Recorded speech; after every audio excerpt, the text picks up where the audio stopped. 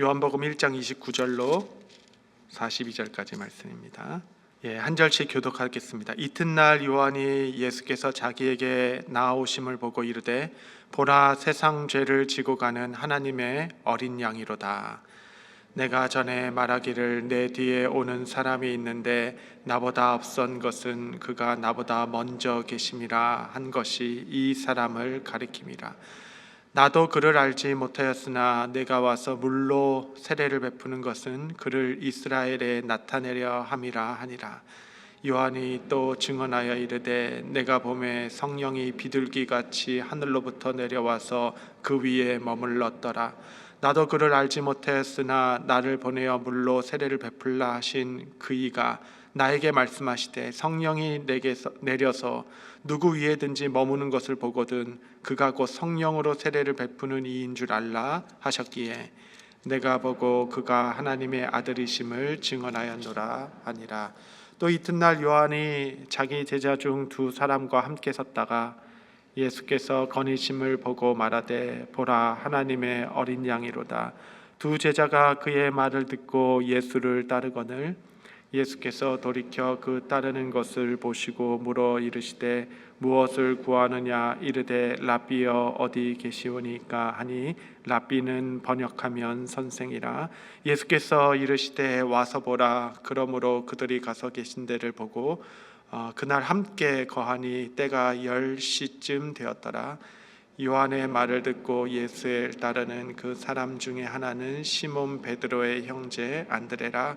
그가 먼저 자기의 형제 시몬을 찾아 말하되 우리가 메시아를 만났도다 하고, 메시아는 번역하면 그리스도라. 데리고 예수께로 오니 예수께서 보시고 이르되 내가 시몬이니 장차 게바라 하리라 하시니 게바는 번역하면 베드로라. 아멘. 요한복음은 이제 사도 요한이 예수님이 이제 하늘로 승천하신 이후에 근 5, 60년 후에 쓴 예수님을 향한 마지막 복음서이죠.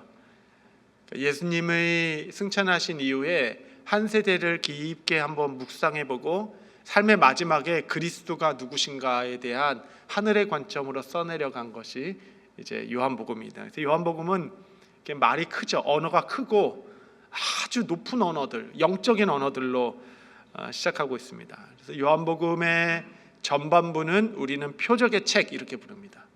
그러니까 요한은 예수님의 사역 중에 가장 중요하게 생각하신 7개 표적을 선별했어요. 7개 표적을, 가나 혼인잔치서부터 한 표적을 7개 표적을 나열하면서 표적의 책을 전반부에 썼고, 후반부는 우리는 영광의 책 이렇게 부릅니다. 영광의 책.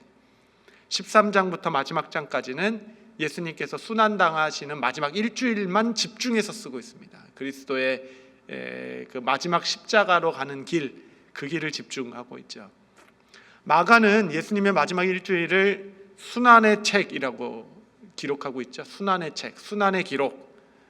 그런데 요한은 순환이 아니라 영광의 책이다 이렇게 보고 있죠. 그래서 이 사복음서가 입체적으로 그리스도의 행하신 일을 증언하고 있다 이렇게 볼 수 있습니다. 그래서 전반부는 이제 1장은 서론인데, 서론의 전반부는 말씀이 육신이 되어 오신 그리스도를 증언하고 있다면, 이제 세례 요한 19절부터의 후반부는 그리스도가 누구신가를 증언하고 있습니다. 그래서 이제 성경책을 읽으실 때 19절부터는 예수님이 누구신가라는 그 단어에 예수님을 설명하는 그 표현들에 이렇게 색칠을 치면서 보면 1장 안에 예수님이 누구신지를 요한은 다 드러내고 있구나. 그래서 하나님의 어린 양이라고도 하고 메시아라고도 하고 또 그리스도라고기도 하고 이스라엘의 왕이라기도 하고 성령이 머무는 자라고, 성령의 세례를 주는 자, 인자, 하나님의 택하신 아들.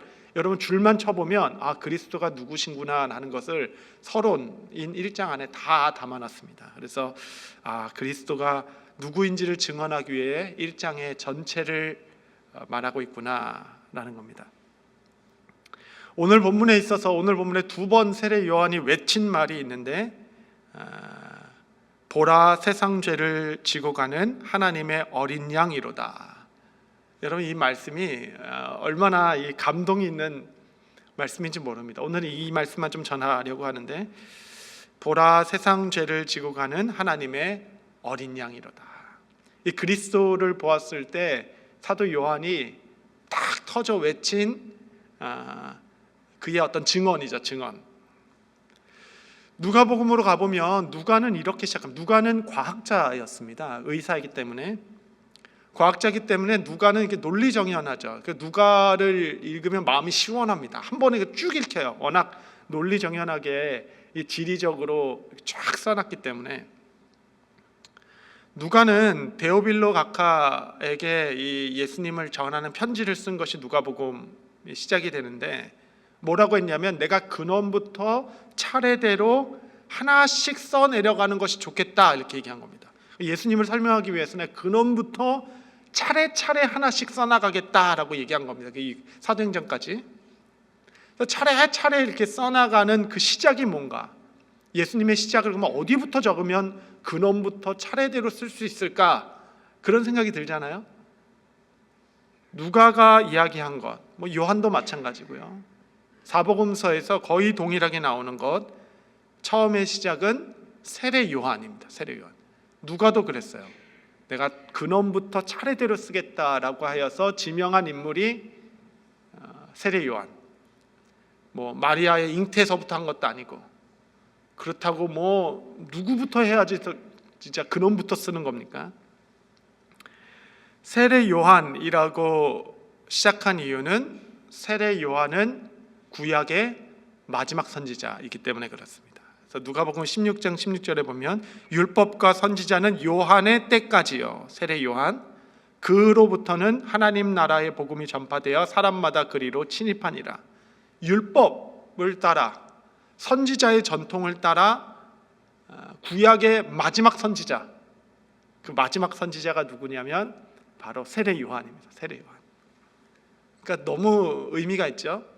근원부터 차례대로 썼을 때 세례 요한을 적은 이유는 예수님은 구약의 모든 역사와 율법과 선지자들의 말에 따라 오신 분이시다라는 근원을 갖고 있다라는 의미를 갖게 되는 겁니다. 그래서 세례 요한이 율법의 마지막, 선지자들의 마지막 사람이다라고 증언하고 있죠.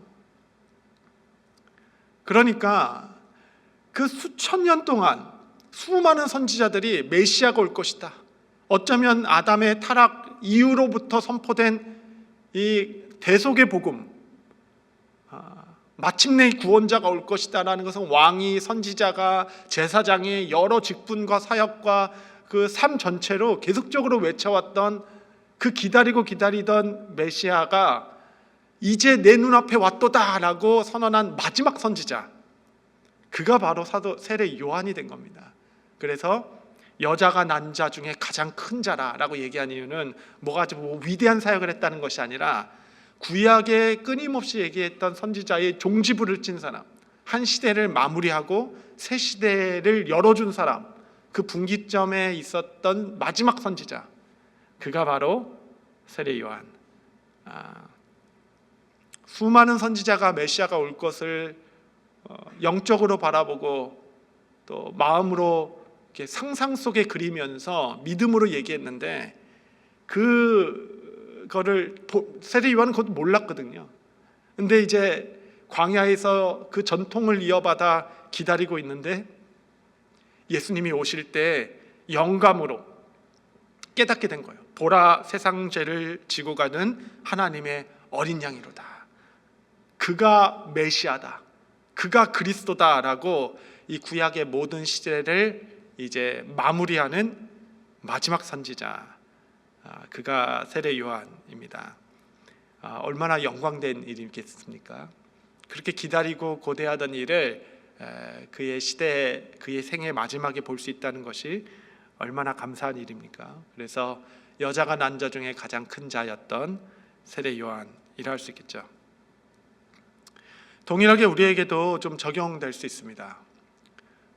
구약의 모든 선지자가 예수님의 초림을 기다렸다면 이 시대 12사도의 터 위에 세워진 사도들의 터 위에 세워진 우리 교회들은 그리스도의 다시 오심을 기다리고 있죠.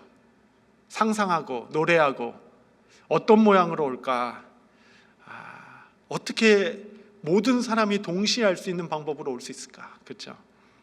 어떻게 그가 오실 때 우리 모두가 이제 유다의 사자로 오시는 그리스도를 보며 그분이 마지막 심판주인 그런 것을 모두가 알게 되는 그때 그 모양은 어떨 것인가? 우리가 믿음으로 바라보고 머릿속에 상상을 그리며 교회의 본연의 일들을 하고 있는 것입니다. 역사 가운데 어느 날 때가 오겠죠. 그 새 시대의 마지막을 증언하는 마지막 세대가 오지 않겠습니까? 그때가 되면 또 다른 세례 요한처럼 또 다른 한 시대, 이제 한 역사를 마무리하게 하는 마지막 증인이 되어 보라, 세상의 심판주로 오신, 손에 키를 들고 오신 그리스도 만왕의 왕이시라라는 마지막 증언으로 교회는 그의 소명을 이 땅에서 다하게 되는 그날이 오리라라고 믿습니다. 예수께서는 보라, 세상 죄를 지고 가는 하나님의 어린 양이 되셨습니다. 여러분, 이 한마디의 외침이 구약 전체를 요약하는 한 가지의 말씀입니다. 세상 죄를 지고 가시는 어린 양의 모습으로 오시기 위하여 구약의 장구한 역사를 이루셨고, 약속 그대로 이 땅 가운데 오신 주님께서는 십자가의 순종과 또 순종의 걸음으로 십자가를 지셨고, 그 십자가의 핏값으로 구원된 교회를 사셨고, 교회는 이 천국 복음을 땅끝까지 전하는 일에 집중하고 또 헌신합니다. 교회는 이 본연의 일을 잘할 때 교회는 부흥합니다. 교회가 마땅히 사회적인 일도 해야 되고 세상을 바로잡는 일도 참여해야 되고 여러 가지 있을 수 있지만, 교회에 주신 가장 높은 사명과 본연의 임무는 이 복음을 땅끝까지 전해 나가는 것, 끝까지 정진하는 것. 우리가 사도 요한을 보았던 것과 같이 정말 거침없이 나의 달려갈 길을 끝까지 다 가는 것, 이 천국 복음을 부지런히 전하고 땅끝까지 전하고 모든 민족과 방언에서 예수 그리스도를 아는 그날까지 복음을 힘차게 정진하여 뻗어나가게 하는 것, 참된 왕 되신 그리스도, 그의 통치를 세상 가운데 알리는 일.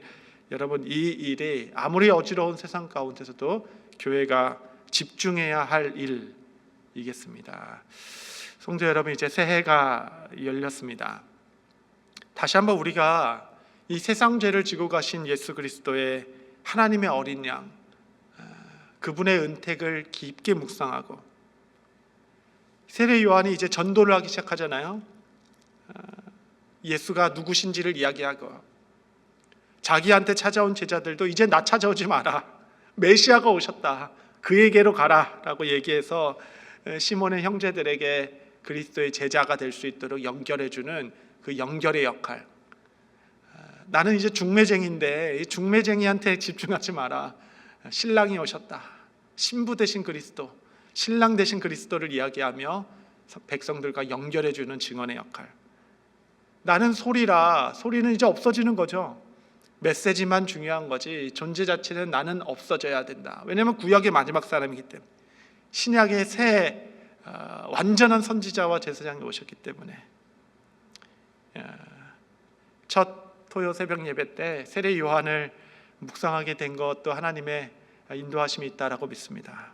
올 한 해 우리가 또 다른 예수의 재림을 예비하고 길을 준비하는 마지막 증인들 세례 요한이 되어서 그리스도를 때를 얻든지 못 얻든지 전하는 평강의 삶, 기쁨의 삶, 복음을 위하여 살아가는 저와 여러분, 또 우리 40주년을 맞이하는 우리 교회 모두 되게 되시기를 바랍니다.